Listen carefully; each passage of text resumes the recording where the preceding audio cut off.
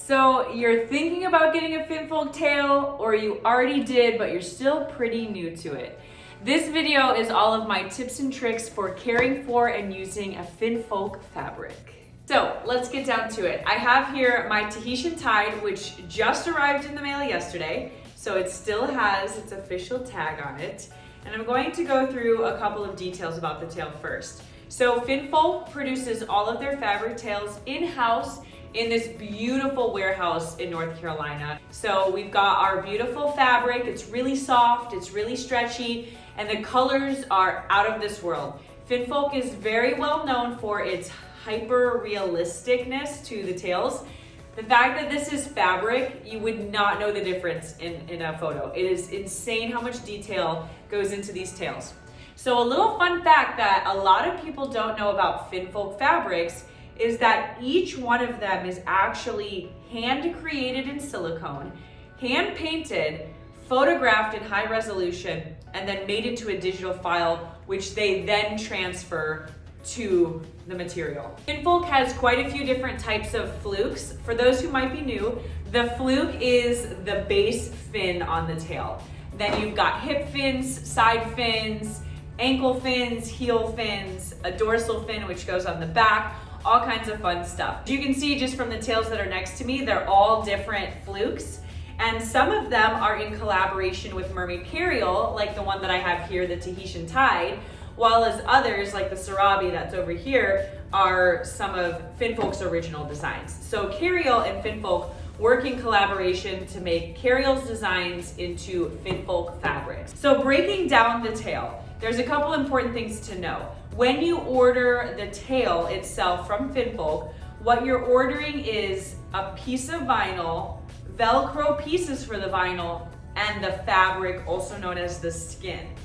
In addition, either through Finfolk or through a company of your choosing that works with these tails, you will need a monofin. So there's a nice big side zipper on the tail here, and that's where you put your monofin in. So right now I have in here a linden monofin, but I could also use a finesse monofin. And then you have your Velcro pieces that look like this.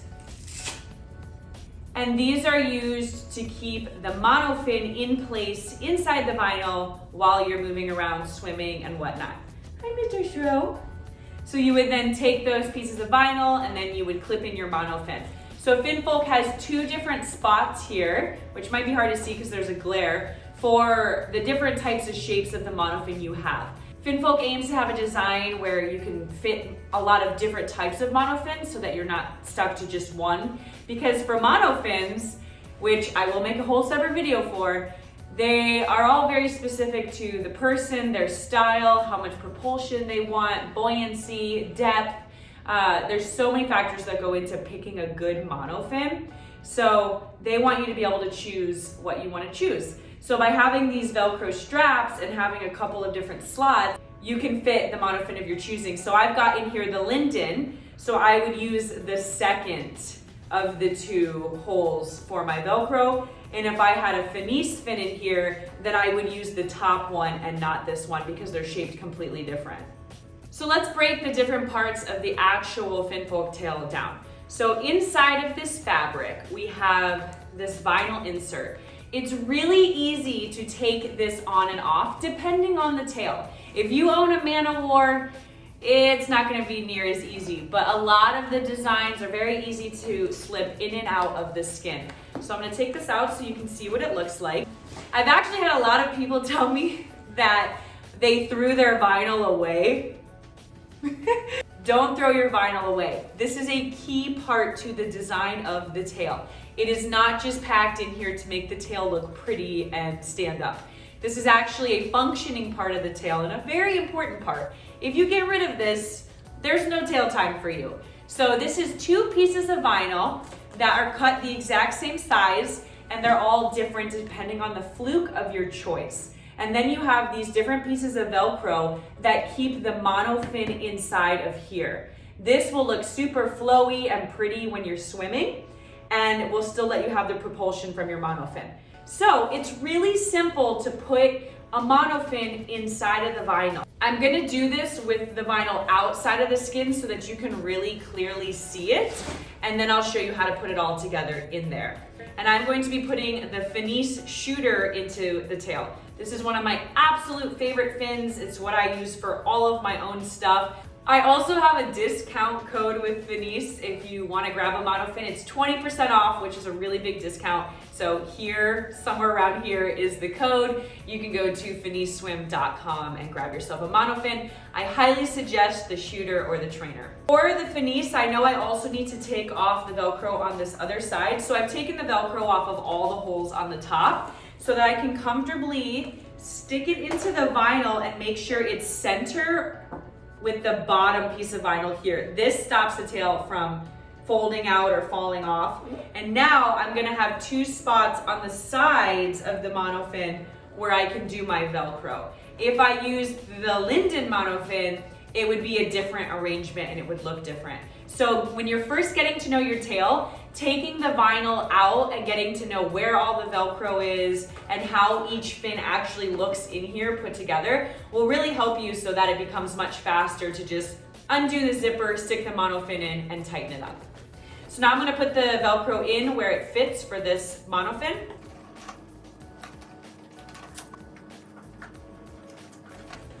And now we are good to go. The fin is in place and it's not gonna move around when I swim. So you wanna make sure that this is super secure. This is not only for having a good experience, but also for safety. As a PADI Mermaid instructor, I will say, please practice in shallow water with someone watching, taking your tail on and off in water which is just too deep to stand.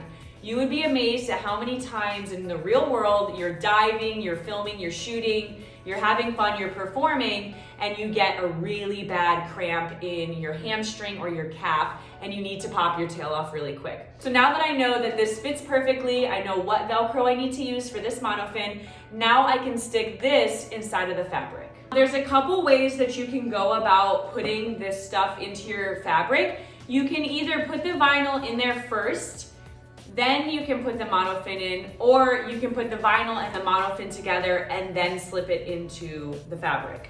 So that's what we're gonna do today. Depending on the fin, sometimes having the monofin in here first makes it really challenging. Stuff more like with the extra fins on the sides and stuff, that's when it gets more difficult. This one should be pretty simple. So what I'm gonna do to get the vinyl into the fabric is I'm going to lay it across my lap with the zipper side facing out. And then I'm going to take the tip of my left hand fluke, the side over here, and I'm going to push it over to the side closest to me. And I'm going to run it all the way up with my hand until it gets to the top. Now, once I have that vinyl up there, then I'm going to hold on to it and I'm gonna pull the fabric down and over the fin like this. Now 1/2 is in and I'm just gonna do the same thing to the other half, only this time I just need to do a little bending of the vinyl. So I'm gonna bend the vinyl in, push the fabric around it,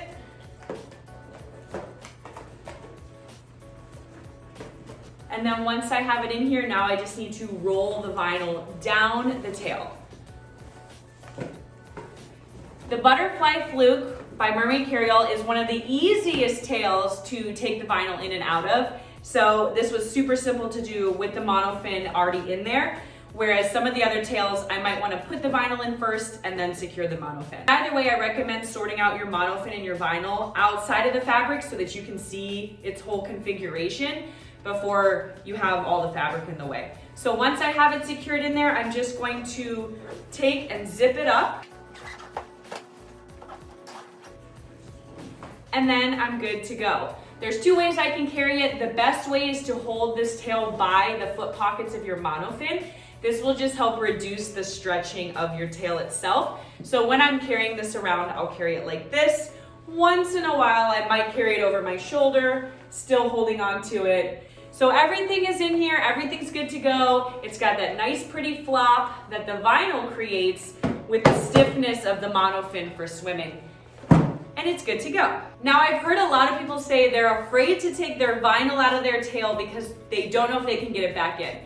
First off, let me assure you, you can get any vinyl back in the tail. It just sometimes takes a little bit of patience. The nice thing with the vinyl is it's really easy to manipulate and maneuver, and if you end up folding something, it will flatten back out. This also makes these tails awesome for travel because you can take the vinyl and you can completely fold it in on itself, and then you can make the tail way smaller than it looks, and this will fit perfectly into a checked bag if you were going to fly with your tail and your monofin.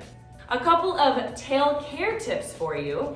When you're done swimming, if you get the vinyl wet, you should take it out of the fabric, separate the two pieces, and lay them out to dry.